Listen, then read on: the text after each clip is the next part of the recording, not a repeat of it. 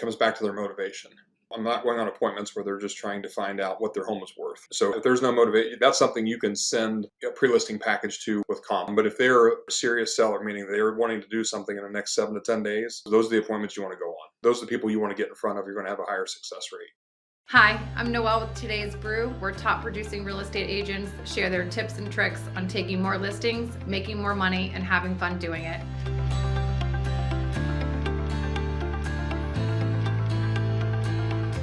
On today's episode, we welcome Brian Ogletree from Beaver Creek, Ohio with RE/MAX. Hi, Brian. How are you? I'm great. How about yourself? I am wonderful. Tell us about Beaver Creek, Ohio. I've only heard of Beaver Creek, Colorado. I understand. So we're a suburb of Dayton, and we're an hour north of Cincinnati and an hour west of Columbus. And we're actually located right next to Wright-Patterson Air Force Base for all of your military referrals. Wonderful. So you are very centrally located and probably have a lot of places to do a lot of business. Yes. Do you service all those surrounding areas? I do. We cover really primarily a four county area. So it gives us a huge exposure. We've got everything from single family, multifamily, farmland, investment properties. So we cover pretty much everything. And who's we? Are you part of a team? I am part of a team, so it's myself. I'm the team lead. I have a transaction coordinator who's licensed. I have a buyer's agent, and I have my 20-year-old daughter who's in college is my runner and my sign installer. Awesome. Yep. You've got all your bases covered, which Correct. means you probably are focusing primarily on finding listings. That's correct. And how are you doing that? So obviously I have a dialer, so we do a lot of circle prospecting. We haven't had many expireds until as of late, so those are starting to become the norm again. But a lot of just listed, just sold, a lot of working past clients, center of influence. We're starting to work more and more with probate and attorneys, people who need to make a move. Mm-hmm. How much of your business is coming from that? About 5 to 10% right now. We're looking to scale that up. I'd like to get it to more in the 15 to 20% range. Mm-hmm. So we're working on adding more attorneys to our database, and coming to them with some value besides we can sell the house for you. I mean, anybody can do that, Mm-hmm. but my job is to get that file off their desk so they can go get another file. Absolutely. So if we circle back to using a dialer, you Mm-hmm. mentioned pretty much everything, just listed, just sold, expired, for sale by owners as well. Correct. Where would you say you get most of your business from? Most of my business is my center of influence, my past clients. So that's number one. Number two is the attorneys. Mm-hmm. So that's where a big portion of it's coming from. For sale by owners, in the last 2 years, they were going pretty much as fast as we could get the number to call them. They were already sold. So now those are starting to extend a little bit. So we have a fighting chance with them. I know there's actually homes staying on the market for 6 and 7 days. I left the listing appointment actually before this call, and some of the comps I had were 90 days old, and they were still active. Wow. Yes. Well, yeah, similar to me. I was working with buyers, and we are the only offer that has been put in 7 days. Sure. And again, I was looking at the comps too for that, and there were 87, 45. I'm like, oh, okay, Welcome back to normal. Yeah, no, it's great. So speaking of normal, what is a normal day for you? How do you start your day off? So honestly, a couple months ago, I hired a personal trainer. So we start every morning off at 6 o'clock in the morning. I'm in the gym. I'm on the phones generally 7:30, 8 o'clock in the morning. I start my phone routine, and on the phones until 11:30. Team meeting from 11:30 to 12.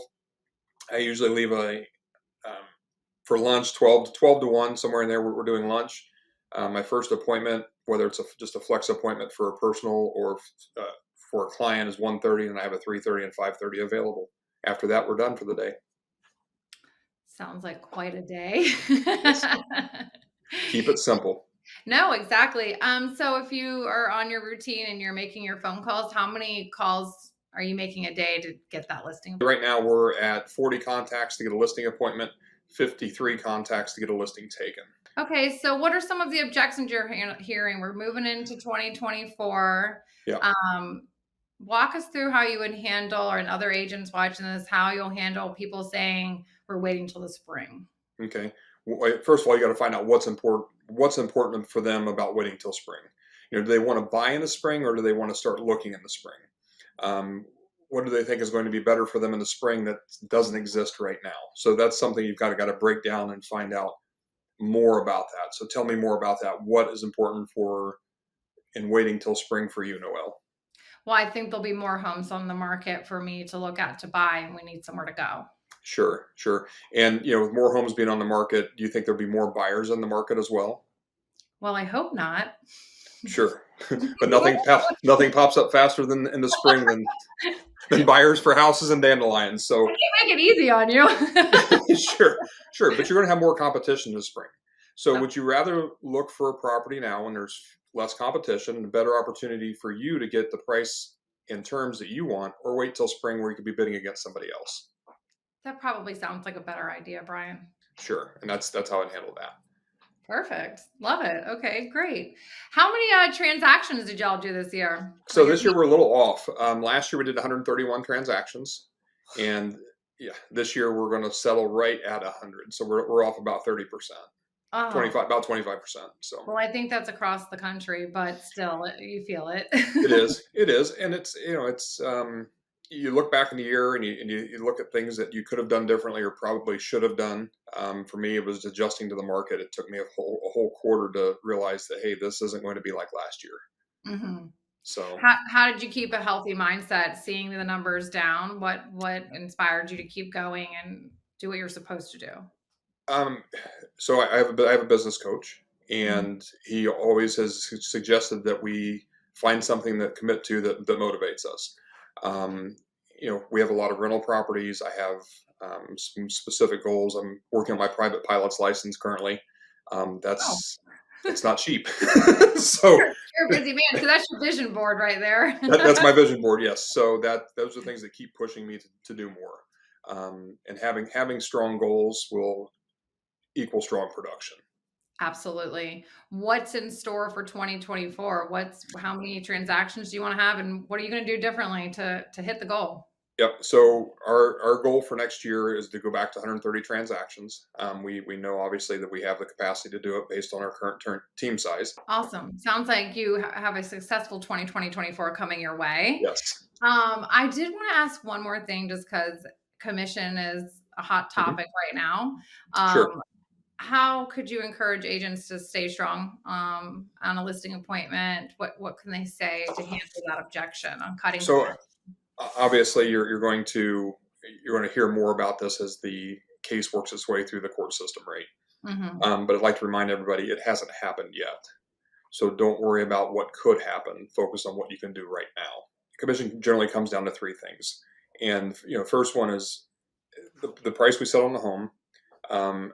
Second thing is how hard do you want all the other agents to fight to sell your home? If you're offering a lower buyer broker agreement and your neighbor's paying more, hmm which one would you show, Mr. Seller? Yeah. Right? Yeah. There's going Yeah. to be more incentive there to show that hmm property. So that's how you justify it. Absolutely. The problem is nobody has had to have the skill set to justify their commission or had the need to justify their commission as of to this Not in a point. Great. while. So now if we actually come to value and show them the value of paying a full real estate commission and the Mhm. quality of buyers and buyers agents that are going to show the property, that's Absolutely. going to make their deal a lot better and a lot easier to get through. 100%. So something tells me that you probably get more of your listing appointments are left with signed signatures than not. How do you, and if you don't get the yes on the phone or the Sure. signature at the appointment right away, what are you doing to stay in touch in a meaningful way to get back in front of them? Well, again, it comes back to their motivation. I'm not going on appointments where they're just trying to find out what their home is worth. hmm Right. So if there's no motivation, that's something you can send a pre-listing package to with comps in. Right. Yes. That's not something you need to go on. But if they are a serious seller, meaning they're wanting to do something in the next 7 to 10 days, those are the appointments you want to go on. Those are the people you want to get in front of. You're going to have a higher success rate. Brian, this has been awesome. You're a true professional. And Well, thank how you. can people reach out to you to send you referrals? Okay, like I said, I'm right next to Wright-Patterson Air Force Base, and an hour north of Cincinnati, an hour west of Columbus in the Dayton market. But my cell phone number is 937 470-7264, or it's Brian, Bryan, at MiamiValleySold, SOLD.com. Thank you so much for coming on today. Anytime.